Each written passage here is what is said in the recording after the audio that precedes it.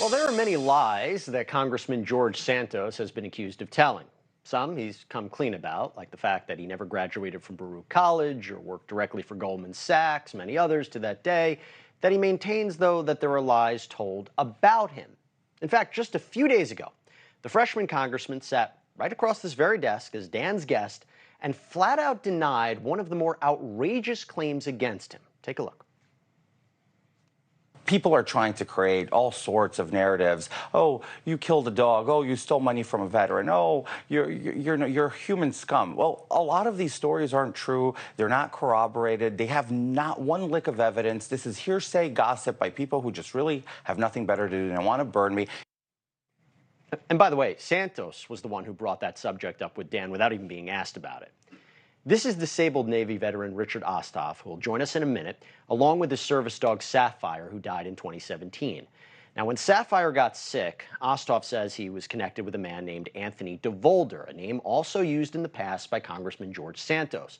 DeVolder was known to help save dogs through his charity work, and Osthoff, who was homeless at the time and clearly couldn't afford the care that Sapphire required, says he eventually got in touch with DeVolder, and a GoFundMe was started in order to raise funds for life-saving surgery for Sapphire. In fact, $3,000 was raised, but that surgery would never take place.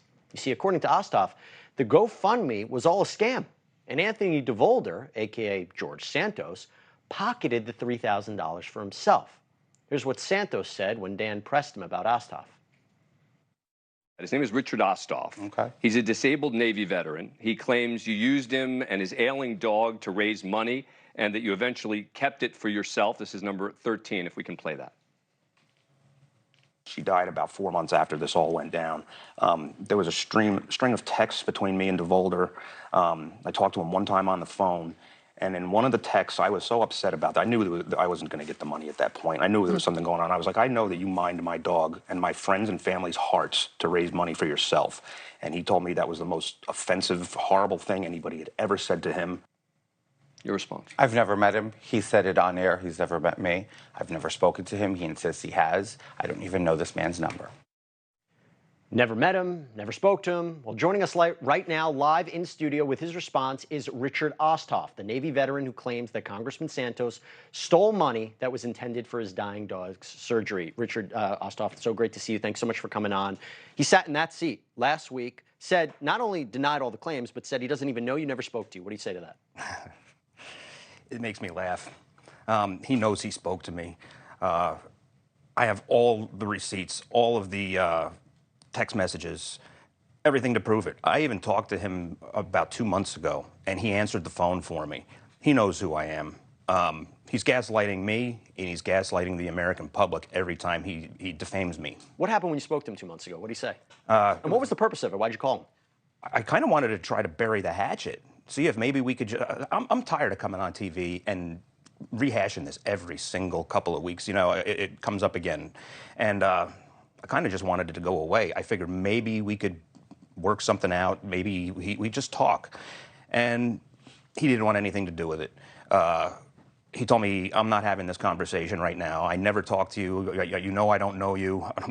How come you just answered my phone? I just called you. I mean, I've had that phone number for 6 or 7 years. That's the part that I don't understand. We have these text messages. Right. It seems like it's pretty easy to establish he spoke to you, unless, I guess, he's saying he wasn't the one communicating with you? It started off with a third party. We did all of the communicating between himself and myself through a third person. Well, let me ask you this.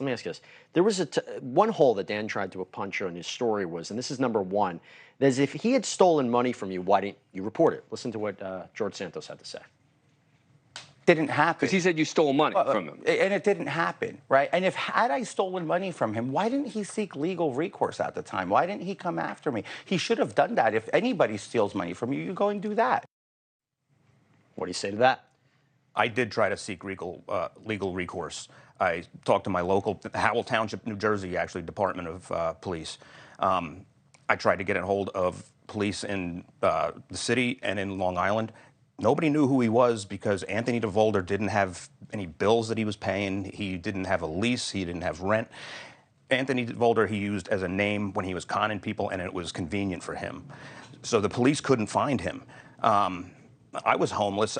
They told me if I really wanted to press it, I could hire myself a private eye. They said that to you as you're homeless, like you have the funds to hire a PI. I couldn't afford that. There's no way, so I just let it go. What about now? I mean, now it's in the spotlight. Have you? My understanding is you might have sent the text messages to the authorities. Yes. You sent it to The FBI. And what did they say? The FBI and also the New York State District Attorney. Have they given you a response about what The they're District going to do? Attorney got me in contact with the FBI. And did they say what they're going to do? I believe they're still working on it. He's done so much stuff with his pet charity that he lied to me in one of the text messages and said that it was registered with the IRS. He's ripped off Amish breeders. He's ripped off a lot of people around here with his adoption events. He ripped off a lady down in New Jersey. He held a farm event for her. They had a big barbecue picnic, and he was supposed to pay money to her due to the people that showed up there, and he kept all of that money too. So I believe that the FBI is still trying to bundle all this stuff into another indictment. Would you want to see him criminally charged? Yes. I tried to talk to him about 2.5 weeks ago, and I wanted to bury the hatchet. I wanted to be nice to him. I wanted to just have a rapport. And the way he's treated me, the way he spoke to me on the phone, and then that interview last week with Dan. Yeah. I don't want to. I want him in trouble now. And I'm going to be at every one of his court appearances up in Central Islip until he's dragged away in handcuffs by the federal marshals. You heard what he said about you. I did. Are you contemplating legal action against him? When I say that, I mean like a defamation action. He's defamed me more than a dozen times now live on TV. Yeah.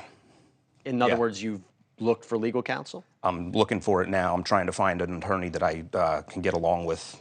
I want to play you something because Dan asked him something about apologizing. This is number 3. Listen very carefully to what he said because he didn't mention you. This is what he said. Look, I'm human. I've made mistakes. I move on. And I've done the apology. I've made those apologies sincere and as sincere as I could. At this point, if I continue to put any effort into that, then I'm reneging on the civic duty that I have to serve the constituency. So he apologizes, but he doesn't apologize to you. If he came out tonight, called you up, apologized, how would that change things? I would possibly consider not taking legal action, but I think that ship has already sailed. I think he's already made his bed, and I'm going to make sure he sleeps in it. By the way, you found out it was him because you knew what he looked like before. He looked different, though, right? I knew him from 6-7 years ago while we were trying to raise money for Sapphire. We were Facebook friends, and he had a picture up. It was probably 4 years old at that point. He was about 40 pounds lighter than he is now, and I didn't recognize him the first few times he came on the local news. I recognized him, but I didn't recognize him. Were you shocked when you found out? Yes. I was devastated that my country would allow somebody that can ruin a veteran's heart and allow a dog to suffer before she died. Yeah. I'm shocked that somebody that has no heart was able to con that many people to vote for him. Richard, I'm sorry. I can see the emotion when you're talking to me about Sapphire. Beautiful dog. Thank you. I appreciate you coming on, talking about this. I know it wasn't easy, and also thank you so much for your service to the country. We greatly appreciate it. I'd shake your hand, but I know you're injured, so I'm going to give you one of these. Thanks so much for coming on. Thank you for having me, and thank you for letting me rebut his lies once more. Okay. Thank you for watching. Go to newsnationnow.com to find News Nation on your cable provider.